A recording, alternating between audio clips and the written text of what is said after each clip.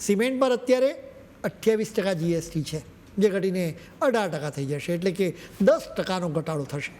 હવે માની લો કે 50 કિલો સિમેન્ટની થેલીની કિંમત 350 રૂપિયા છે. જીએસટીમાં 10% ઘટાડા બાદ એ થેલીની કિંમત 35 રૂપિયા સુધી ઘટી જશે. ઈંટ પર જીએસટીના દરને 12%થી ઘટાડીને 5% કરવામાં આવ્યો છે, એટલે કે સીધો 7%નો ઘટાડો કરવામાં આવ્યો છે.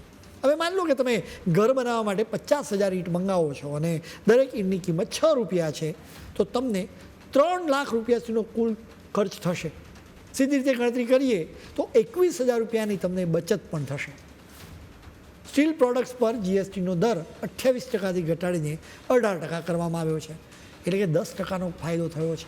હવે માની લે કે 1 ક્વિન્ટલ સળિયાનો ભાવ 10,000 રૂપિયા છે, તો પ્રતિ ક્વિન્ટલ સળિયાની કિંમતમાં 1,000 રૂપિયાનો ઘટાડો થશે. ટાઇલ્સ પર જીએસટીનો દર 12%થી ઘટીને 5% કરવામાં આવ્યો છે, એટલે એની કિંમતોમાં પણ 7%નો ઘટાડો થવાની આશા છે. 150 રૂપિયાની ચોરસ ફૂટની એક ટાઇલ્સ પર 10.5 રૂપિયાનો લાભ થશે.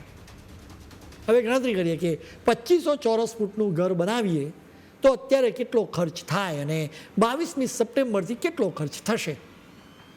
સામાન્ય રીતે આટલું ઘર બનાવવા માટે સિમેન્ટની 1000 થેલીનો ઉપયોગ થાય, 25,000 ઈંટ અને 10 ટન સળિયાનો પણ ઉપયોગ થાય.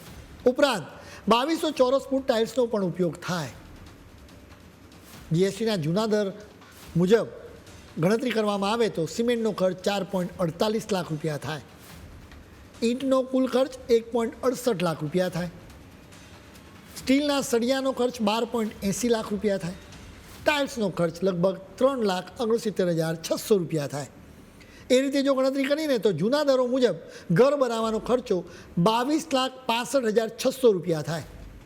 હવે નવા દરો મુજબ ગણતરી કરીએ તો સિમેન્ટનો ખર્ચ 4.13 લાખ રૂપિયા થાય, ઈંટનો ખર્ચ 1,57,500 રૂપિયા થાય, સ્ટીલના સળિયાનો ખર્ચ 11.80 લાખ રૂપિયા થાય, ટાઇલ્સનો ભાવ 3,46,000 રૂપિયા 500 થાય અને નવા દરો મુજબ ઘર બનાવવાનો ખર્ચો 20.97 લાખ રૂપિયા થાય.